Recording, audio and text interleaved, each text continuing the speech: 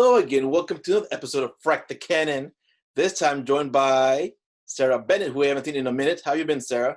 I've been good. Where you been hiding? Where I've been at home. You did shows about things I don't watch recently, so. And whose fault is that? Okay, I did not. I had a childhood where I was only allowed to watch 1 hour TV a day, so. I think those are great parents because I watched a lot of TV. Alrighty. And then the hostess with the co-hostess with the most, CJ McCree from Milwaukee. What is up, good sir? How you been? Yo.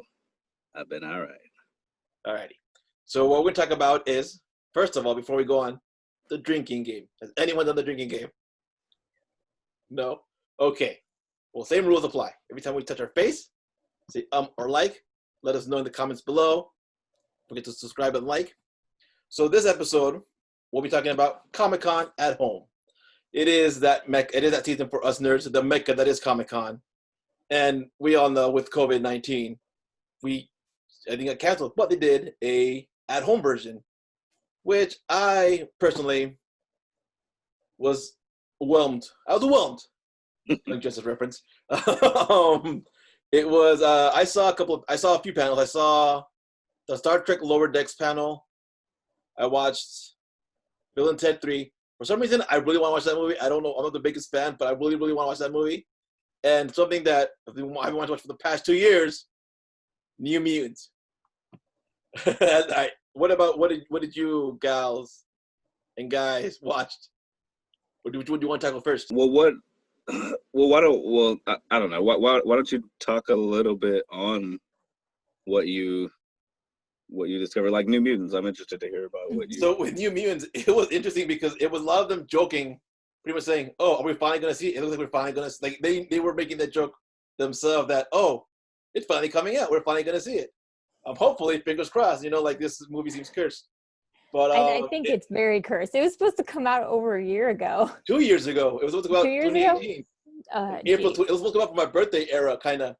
I'm like, we should do this for my birthday. We should go to the movies and see that. And I think I told you that, Sara. I'm like, you said you'd be down, but then it got pushed back for unknown reasons, right? And it was interesting hearing them talk. I'm like saying who they're playing and everything. The one thing that I did catch that struck a chord with me was that actress playing the Doctor. She plays Dr. Cecilia Reyes, and the only reason why stuck out to me was that I read that issue where that character, along with Colossus, finds a cure for the legacy virus. And she's there when Colossus injects it in himself and dies. So I'm like, I know that character. I know who she is. Okay, cool. Besides the New Mutants. Because I knew Wolfsbane, because I guess she's appeared a couple times in the main X-Men books. But in Cannonball, I've seen Cannonball in Evolution and in some of the comics. But I don't know who the Native American chick is. Sunspot, I know him because he also appeared. But that's it. I'm like, I don't know much about. And then apparently they're using this classic storyline called Demon Bear, which I have known nothing about. But I don't want to read it because I'm like, I want to go in. I'm thinking out of CJ's book. I'm like, I want to go in blind, surprise me. I don't want to. I don't want anything. But I did see they did show the first 2 minutes of the movie, and they showed the minions. Reminded me of this character called Smiley. The movie CJ worked on. I'm thinking your story, CJ, and that character's face looked like that movie he worked on. I'm like, dude, I'm like, CJ, these guys look like that people that movie character. But it was interesting. A lot of it, but again, it was just them mostly joking about the movies finally coming out and what they did, what they went through to become that character, get that physique. But the one thing I want to see, and I hope this won't for me yet, is if we'll get Magic make a reference to or say that she's related to Colossus. But yeah, that's I'm like, okay, this is cool. It's interesting. Yeah, I'm really interested in New Mutants just because the problem with doing X-Men movies, period, is that there are so many freaking X-Men. You know what I mean? Like, and yes. It's like every there's like as many X-Men as there are like Pokemon. You know what I mean? Like, and every X-Men is like somebody's favorite. You know what I mean? So it's like you can never truly like please everybody when it comes to doing X-Men. So what I like about New Mutants is that it's like these kind of like offbeat, like mutants that you wouldn't really think of that you would see in a movie or in another media, like Wolfsbane. I am familiar with because she was in X, one of the redos of the X-Force comic. Right. Yeah. And yeah, just these other little characters like Magic, like you were saying, you know what I mean, like it's like Colossus' sister. Yeah, I'm interested in that because of that. Sarah. Yeah, well, I'm cautiously excited for this movie. I mean, X-Men was actually how I got into Marvel, because I've always approached the comic book universes from a movie. Like, I always watch a movie and I'm like, oh, I like that, and then I get sucked in. So the original X-Men movie is actually how I discovered Marvel in general. So I'm excited, though I'm also worried, because since it has taken so long for it to come out, to me that seems like maybe they tested it and people hated it, and so they did reshoots or something. Though also I don't really know much about the New Mutants. Like, most of my knowledge is based on Wolverine, because he was always my favorite. So Yes. but that might be a benefit for me, because I'm not going to be mad about them messing up the characters, because I don't know how they're supposed to be. So I don't come with any preconceived notions. I know, René, we had this conversation about how I like Runaways, but you hate it. And I think a lot of that is because I had never read any of the comics. So for me, it was just like a fun show where you're comparing it to the comics and being like, this isn't right. So we'll see what happens when we actually are able to see it. Runaways. I forgot about the show, to be honest with you. And I remember CJ let me the comics, and I'm like, this is cool. But again, yeah, I would just. It is iffy too. I'm not always like a slave to the source material. But for that one, I'm like, no, you guys messed it up. This is not Runaways. But well, CJ is the authority on Runaways. How do you feel about? We'll come back, but right now, just a little deviation. A little segue. I think I know I've talked to some people about how I feel about Runaways, because I'm a huge Runaways fan. If you guys didn't know, if I haven't already said this, I'm a huge Runaways fan. Like, I discovered the comic, and like it really took me by surprise, and like I just ate it all up. And like it's one of the only comics that like I almost have the entire like run of it. I don't have everything, but I almost have like the entire run of like of Brian K. Vaughan's run on Runaways, which is excellent. If no one's if you haven't read it, read it. It's great. It's like, I mean, it's like teeny superhero fun. You know what I mean? It's cool. Anyways, as a huge fan of the comic book, the comic fan side of me is disappointed by the show, but I still do enjoy the show though. Like overall, like I think the show is like interesting enough on its own, but it does like, but it's not the comic book Runaways though. You know what I mean? Like, for obvious reasons, you know what I mean? There are other things they couldn't do. You know what I mean? Like you can't use mutant characters and other things like that. But you know what I mean? This isn't a Runaway show. I'm not gonna go into it. So yeah, but I know, and just touching on TJ said Brian K. Anything by Brian K. Vaughan I've read, I've always been floored by. Runaways, his Ultimate X-Men run was amazing. He made a story with that Wolverine. I'm like, you can do this? You can not have Wolverine be the main character and still be a good X book? Wow, okay. Ex Machina Saga is amazing.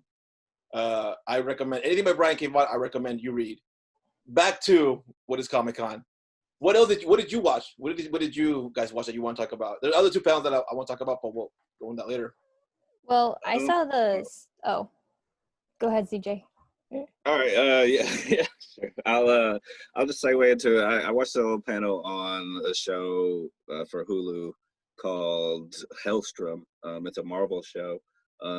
It's like a supernatural, like horror type show. Sometimes I'm like really into those, so I don't know. Maybe like this will be cool. It's like kind of in the vein of like Constantine or the show Supernatural.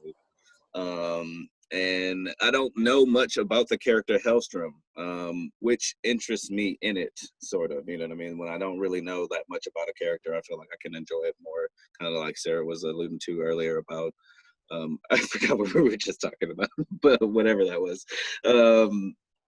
But yeah, like I don't know much about the character, so I feel like I can I can have an interesting time watching the series. So I watched their panel, and they were kind of talking about like, you know, there's a bit of how they shake things up, their surprises to watch out for, and all that. So it seems interesting, but I mean, I won't lie. The trailer that I watched, didn't do it for me, I guess. But it doesn't like make me not want to watch it. It's just, I don't know. I don't really like pilots anyway. Like pilots are, it takes me a while. Like I got to give a show like a 3-episode chance at least. Like, yeah. But it seems interesting. I'm interested in Hellstrom. So. All right. I just know I think, is he the son of Satan? Is that what that is? Yes. Yeah, they say he's the son of Satan, but that's like pretty much all. They were like trying to be really cagey about like details, you know what I mean? Like even though like the producer of the show was like saying like, if you do your homework on the comics, you might have a pretty good idea of what he could do, but he was like, the way he was wording it seems like, this will be like definitely their own take on the character. And so maybe like they look to the comics for inspiration, but it'll probably be somewhat different. Homework, frack that noise. I was kidding. It's interesting. I think I have an idea. I'm like, because I remember, and we mentioned this earlier, I think it was part of a Ghost Rider Hellstrom, kind of a satanic motif for a minute, and then I guess they got rid of Ghost Rider, but Hellstrom is the one that survived the chopping block. So, all right, I might check that out. It sounds interesting, but I'm not really like, I can live without it too. I don't need to know what's going on. All right, Sarah. I think my favorite panel was actually the Mandalorian and his mini gadgets. Ooh, do tell. Okay. Yeah, like I don't usually, when I go to ComiCon in person, I don't usually make it to those panels because of course I want to go to the big panels where they make huge announcements and give out swag and shows exclusive footage, and I get to see big celebrities. But this one was fun because they were talking about all like the science behind the Mandalorian, which I've always been a fan of science. But for me, it was funny because it was this weird juxtaposition of the filmmakers made something up because it was cool or they needed it for plot reasons. And there was like no science behind it. But then all of a sudden these like nerds get on it and like, how would this be real? And so it's like they take something that's not scientifically based at all and then basically try to explain it with science. Like the big one they were talking about is his disintegration ray that he like kills people with, and they were trying to discover the science behind it. I'm like, and the whole time I'm sitting there, I'm like, no, it's like that because it looks cool in the show. Like, they're like, well, when people disappear, they turn into dust. So obviously it vaporizes the bonds between the atoms in their bodies. And I'm like, no, I'm pretty sure it's just there because it looks cool when he shoots people and they just like, but it was very fun to like have them talk about like, if this was real, this might be how it would work. So it was very fun to listen to and see what they said. Somebody's gonna build that disintegration rate. You watch, like put it down. No, it's funny because I remember my teacher when I was in elementary school or whatever, they did that too. They're like the science of the teleporter in Star Trek. I'm like, wait, it can happen. It's not just make believe. But that's actually kind of cool. I should finish that show. I think I have 2 episodes left of The Mandalorian. Yes. Here's my geek card. Take it. All right. Anything else that you want to mention, Sarah? I also saw the NASA panel. So NASA had its own panel about traveling to Mars and what they're doing to get there and what basically their plan is. And it was hosted by William Shatner, which I'm not sure he was the best host. Why? Well, how do I put this? He's kind of a grouchy older gentleman. But like he was definitely interested in the topic, but some of the like it wasn't very like sciencey based conversation. He's an actor interviewing scientists. And so I felt like if he had come in with a little more science knowledge, it might have been a little bit better. Okay. But like that to me was cool because it was like real, like and there was like legit an astronaut or 2 astronauts actually. One of them was a female astronaut there, talking about we're planning to go to Mars, and how soon that's going to happen, and how they're going to function when they get there. And I kept having flashes of the movie The Martian based on what they were talking about. So it was just very cool to have that connection too, and have it be something that's real, that's really going to happen. So how soon is that going to happen? I think they said 2024. They're hoping to get close to having someone on Mars. But the whole thing is like they're trying to launch people to the moon right now so that they could get used to living on the moon, and then maybe use that as either a pit stop to get to Mars, or go to the moon and practice living on Mars. Yeah, but they're really interested in going to one of the pools because there's frozen water there, and just seeing if, what they can find about living there. That reminds me of a little bit of what's that called? Space Force on Netflix. I'm like living on the moon. But that reminds me of someone when I was at KMBT, some off topic again. Someone came in to do his application to try to become an astronaut to go to Mars on Elon Musk's thing. Was he at all mentioned in the panel? I don't think so. They did talk about Astronaut School though, and how insane it is. Like, you have to train to be an astronaut longer than you have to train to be a doctor. And everything that like they went through, and Shatner asked the astronaut, he's like, well, what if you went through all that training and they decide not to pick you? And the astronaut guy was like, well, I would hope that they would eliminate you earlier in the training so you don't spend like 7 years training to be an astronaut, and then they're like, you didn't make the cut. Like, what I'm hearing is Armageddon is a lie. It's easier to teach astronauts to drill a hole.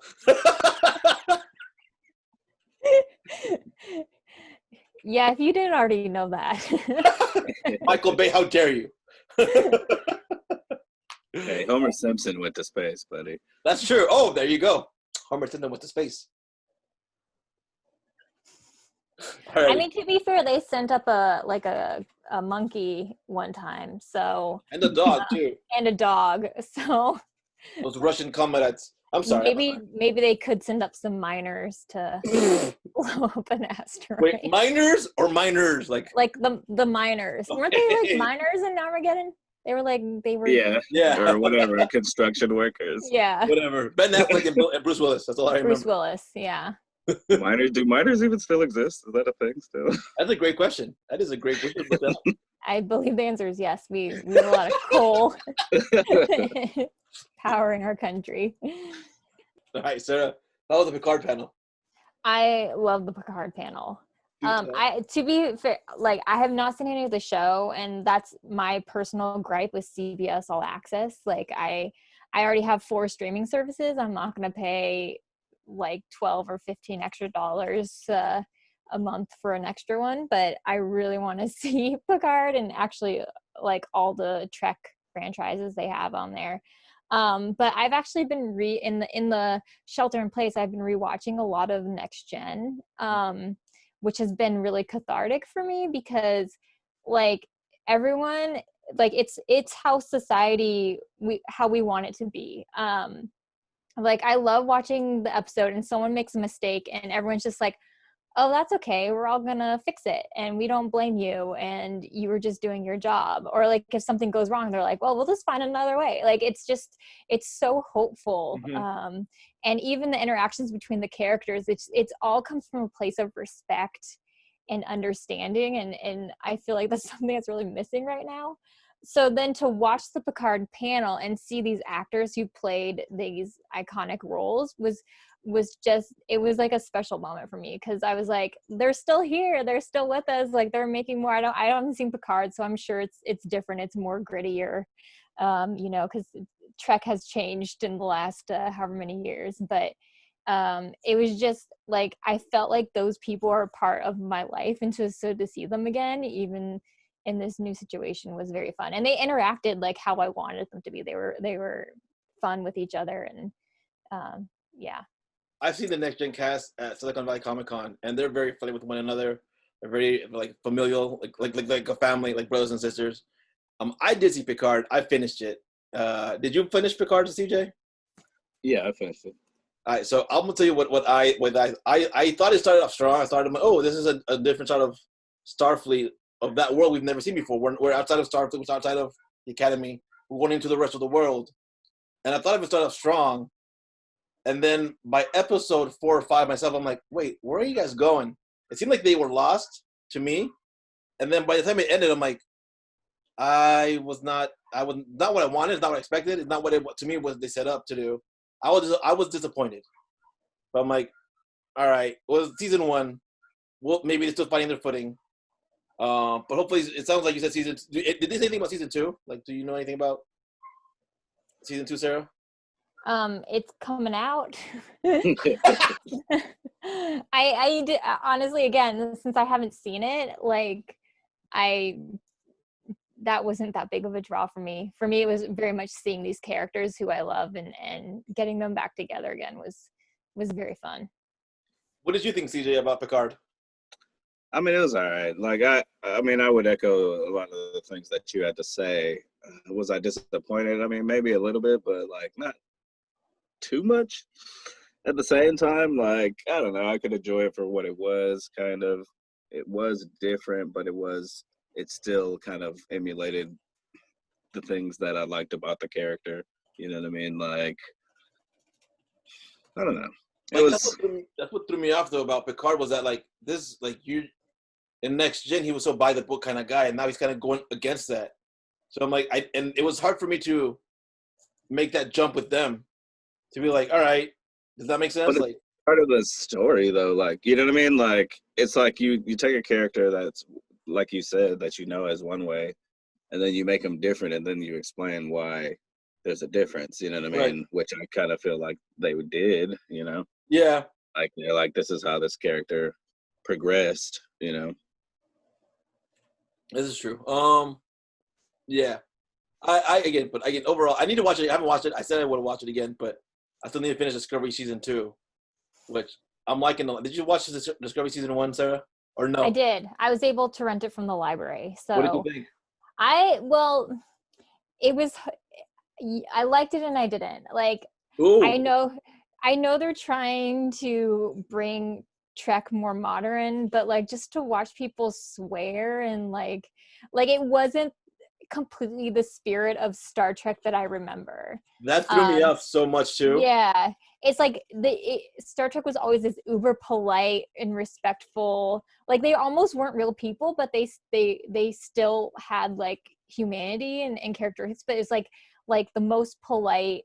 It was like a society of Canadians, like, you know, like and then to have them swear and be, they weren't the same spirit, but I like the underlying story, and I think the special effects and everything are maybe a little bit better than they used to be, and I like the characters, and I like that there was a female lead again. I've always liked that about Star Trek, is the diversity that they include.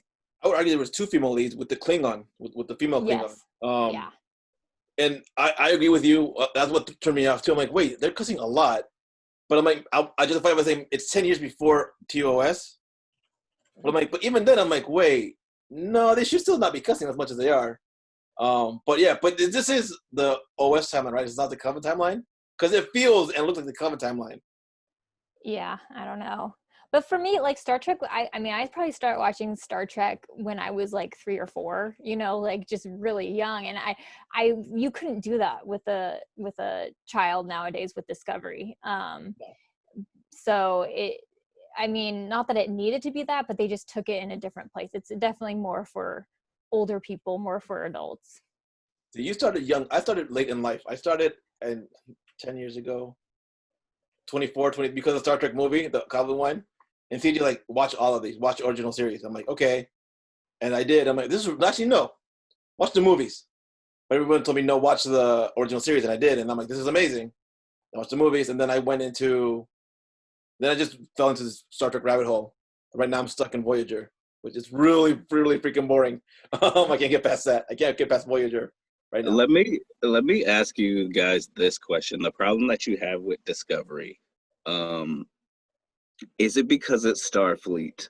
Like, if Discovery was a show that wasn't about Starfleet characters, if they were like some other faction, maybe just some random, whatever dudes like out in a ship, more Firefly-esque, I guess, but it takes place in the Star Trek universe, would you swallow that pill better?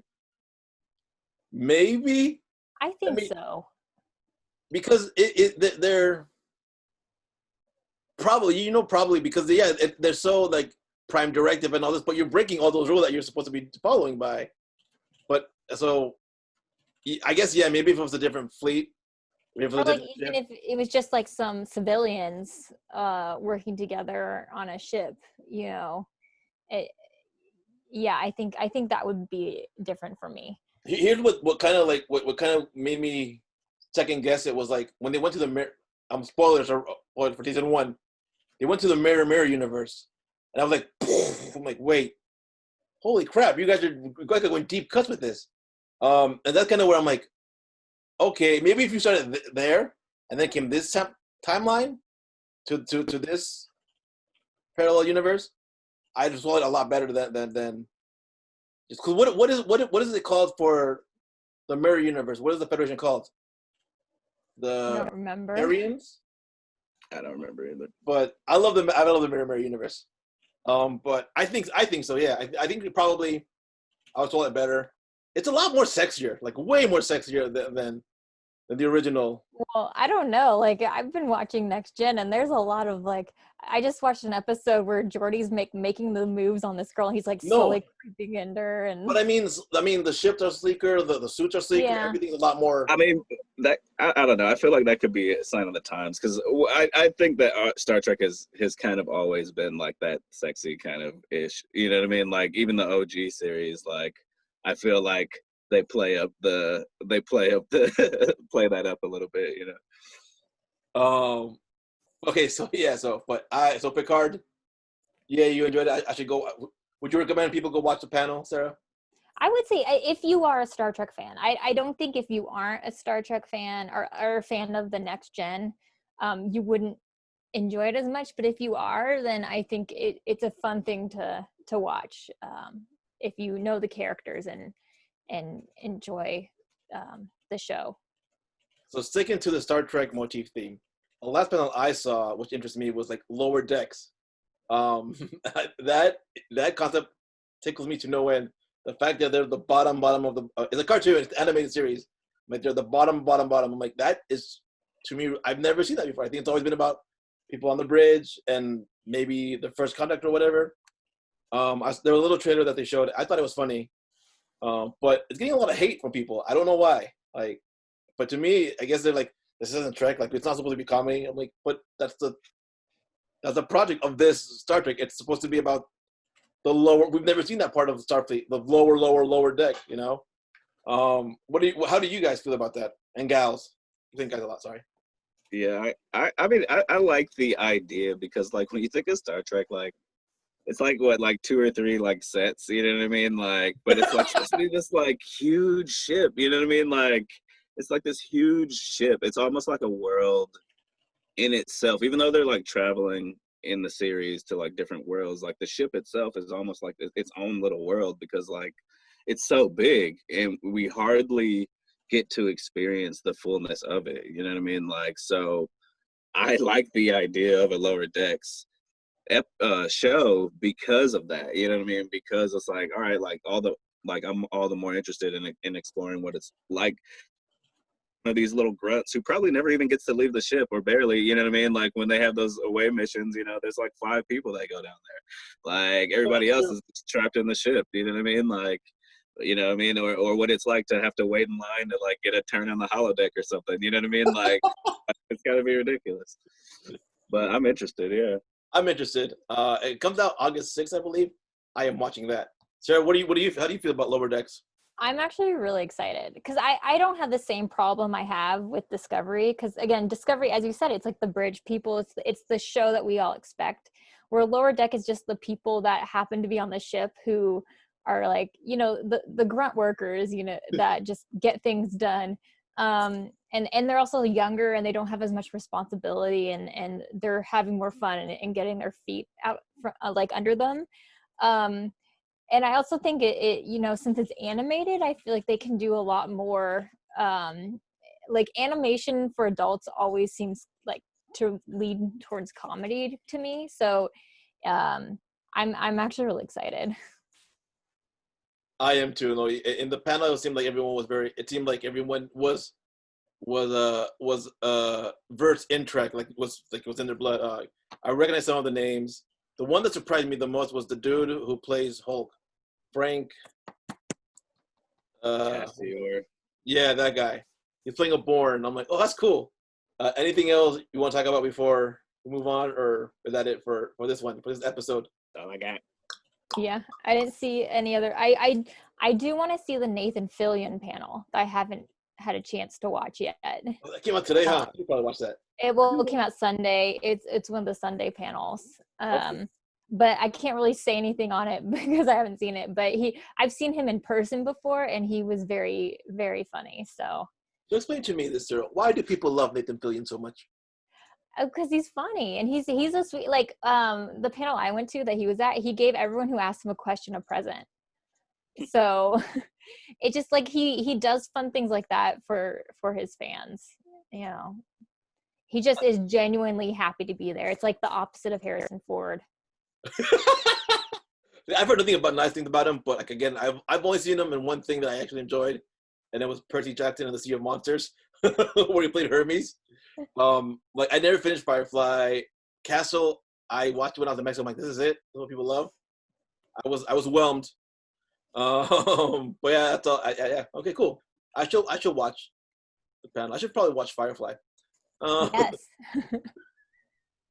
Alrighty. Well, anything else before we say goodbye? No. Well, should we say what we're watching? Should we give show recommendations? Yeah, let's do that. You know what? We want to do it with you. Yes, let's do it. What are you watching, Sarah? You started this. Okay. Well, I have one for sure. Let me think. I didn't pre-plan this. But right now I'm watching Naked and Afraid XL. So if you want to watch anything where naked people really struggle to even like go to the bathroom and then tell you about it in graphic detail, like it's been a really good season. They're in Africa this season, and it's like 100 degrees out every day, and the group dynamics are really funny. They can banish people from their camp, which has led to some very fantastic experiences. But yeah, I definitely recommend it for people that like that kind of thing. CJ. This is what Naked and Afraid is what a reality show. Yeah. Where are you watching this on, Sarah? Oh, it's on Discovery. Okay. Yeah. So for people that don't know the concept, they take survivalists and just leave them in the wilderness naked with like a couple tools, and they have to like survive. And this one's it's XL because it's like 40 days. Discovery has changed so much. I miss Mythbusters and Cash Cab. That's just aging me so much right now, isn't it? All right, CG, you want to talk about what you're watching, or should I go? What am I watching? So I was watching this anime on Netflix called B&A, and that stands for Brand New Animal. It is by one of my favorite anime studios called Trigger, and it's, I guess they're like kind of new anime season. It's pretty cool. I think it's not one of my favorites of theirs. They have anime on Netflix as well that I like a lot more. Like Kill La Kill is freaking awesome, and what is that other one? Darling in the Franxx is pretty awesome too. But B&A is pretty cool. It's basically in this world there are like, it's kind of not unlike how mutants are treated in X-Men. There's what are called beastmen, and they're pretty much like what you might imagine that is. It's like, I don't know, like sort of anthropomorphized animal creatures kind of that are kind of like look like human mixed with some sort of animal, you know, I mean, something like Ninja Turtles or something. But they pretty much live like separate from humanity because there's like a lot of like racial tension. And one of the main characters used to be human, but she kind of finds herself waking up one day as a beast man. and it's kind of revolves around her. You know, she first has to escape to like the Beastman City, but then they kind of want to keep it quiet because that's actually a really big deal politically. Like if these two races that hate each other find that that they can kind of become the other one, that's kind of politically a big deal, and a lot of people would want to like sort of either exploit that or like get rid of that issue. So it's an interesting anime, I should say. It's cool in a brand new anime. All right, so I'm watching a couple of things. I did on my list. So I added that to my list. BNA. So I will be watching that. So what I started watching a couple of things. I'm watching The Magicians, which is I'm kind of struggling through, but one of my friends, she loves it, so I'm gonna watch this. I have something to talk to you about besides Frasier. And then I started watching the other show from Power Rangers, the Japanese version of Power Rangers, called Super Sentai Strongest Battle. It's a 4-episode special where they get all the teams together to fight one another, and they have to fight for this gem to make a wish or whatever. And it's the last 5 teams I think that they got teamed up together, and they're fighting the other Rangers to fight. It's very Japanese, but I like it. As you all know, the other thing I'm watching is Cursed and Warrior Nun. And Cursed intrigued me because it seems like, from what I understood, because I had to watch it a couple times, and I'm still not sure I'm understanding it correctly, is that it's about this witch who got Excalibur 1,000 years before Arthur did, and her journey through that. And the Warrior Nun, just again, as you know, I'm Catholic, take a shot. It's about these girls who, again, from what I understand, they wake up, they're brought back to life, or they're hiding, and they become nuns. They're nuns who fight demons, but they're in that Constantine style, like the 2005 Keanu Reeves Constantine. They're fighting with these magic guns, these blessed guns and stuff like that. I'm like, so metal. This makes church so much more interesting. But yeah, that's what I'm watching. I'm watching those 4: Magicians, Super Sentai Strongest Battle, Cursed, and Warrior Nuns. Warrior Nun seems right up my alley. I think you would enjoy Warrior Nun. From what I saw, just a trailer, I'm like, this is a CJ show. But yeah. Alrighty. Well, thank you for joining us, Sarah. Thank you for joining us, CJ. Remember to like and subscribe. We'll see you next fracking time. Same fracking channel. Frack off.